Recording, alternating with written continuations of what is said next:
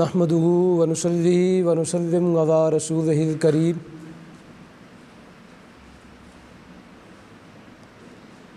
اما بعد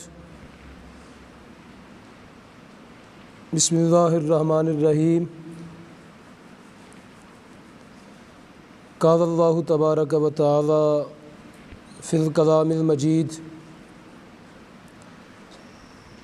ما كان محمد ابا احد من رجالکم ولكن رسول اللہ وخاتم النبیین وكان اللہ بكل شيء عليما آمنت باللہ صدق اللہ العظیم وصدق رسولہ النبی الکریم الامین ان اللہ وملائکتہ یصلون علی النبی یا ایہا الذین آمنوا صلوا علیہ وسلموا تسلیما الصلاۃ والسلام علیک یا سیدی یا رسول اللہ وعلی آلک واصحابک یا سیدی یا حبیب اللہ الصلاۃ والسلام علیک یا خاتم النبیین الصلاۃ والسلام علیک یا رحمۃ للعالمین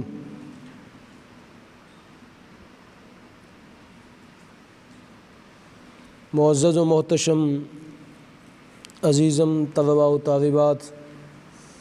سامعین و ناظرین شرکائے عقیدہ ختم نبوت کورس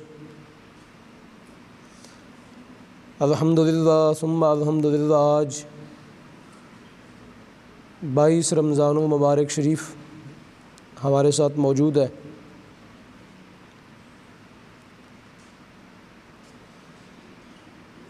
آغاز کورس سے لے کے آپ نے قرآن حکیم کی متعدد آیات طیبات کو پڑھا سیکھا، جن کا تعلق عقیدہ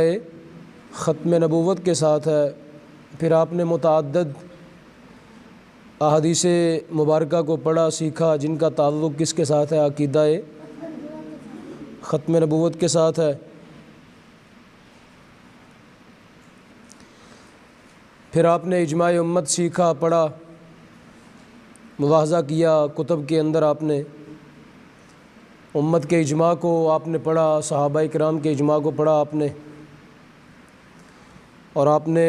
منکرین ختم نبوت کے بارے میں ان کے فتاوی جات پڑھ لیے، امت کے علماء کے آپ نے فتاوی جات کو پڑھا۔ جنگ یمامہ کا حال آپ نے سنا، جو منکرین ختم نبوت اور محافظین ختم نبوت کے درمیان لڑی گئی، اور کئی مدعیان ختم نبوت دنیا میں جن نے دعویٰ نبوت کیا، آپ نے ان کا حال بھی سماعت کیا۔ اور پھر دور حاضر کا ایک بہت بڑا فتنہ جو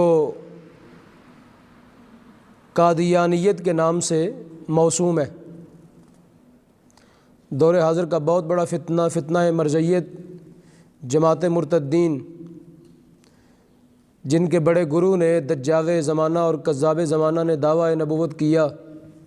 اور اپنے نبی اور رسول ہونے کا دعویٰ کیا۔ آپ نے اس کا تفصیلی حال پڑھا، اس کے متضاد دعوے پڑھے، اس کے دعوے آپ نے پڑھے، اور پھر آپ نے اس کی کتب کے حوالے نوٹ کیے، جن کے اندر وہ مقدسات اسلام کی کیا کرتا ہے؟ توہین کرتا ہے۔ اللہ رب العالمین سے لے کے عام مسلمانوں تک کسی کو نہیں چھوڑا اس نے، خدا کی ذات سے لے کے عام مسلمانوں تک کسی کو بھی نہیں اس نے چھوڑا جس کی اس نے توہین نہ کی ہو، اور بدترین گالیاں نہ دی ہوں، مغلظات نہ بکی ہوں۔ ہر قسم سے اس نے اپنی پوری تسلی کی ہے مسلمانوں کو گالیاں دینے کی اور ہر ایک کی توہین کرنے کی۔ پھر عیسیٰ علیہ السلام کے بارے میں تو بہت زیادہ اس نے گالیاں بک دیں، ان کی تو، اور ان کی والدہ محترمہ کے اوپر تو بڑی تہمتیں لگا دیں، بڑی توہینیں کر دیں ان کی۔ اور پھر اپنے مسیح موعود ہونے کا دعویٰ بھی کیا، کبھی مسیح ہونے کا دعویٰ کیا، کبھی ذلی بروزی نبی ہونے کا دعویٰ کیا، کبھی غیر تشریعی ہونے کا، غیر مستقل نبی ہونے کا، امتی نبی ہونے کا کیا۔ یہ روزانہ میں آپ کو سارا خلاصہ کیوں بیان کرتا ہوں؟ آپ کے ذہن میں تھا کہ آپ جب ابھی آپ نے ٹیسٹ دینا ہے تو آپ کو آسانی ہو جائے، میں چونکہ ہر روز پورا خلاصہ بیان کر دیتا ہوں۔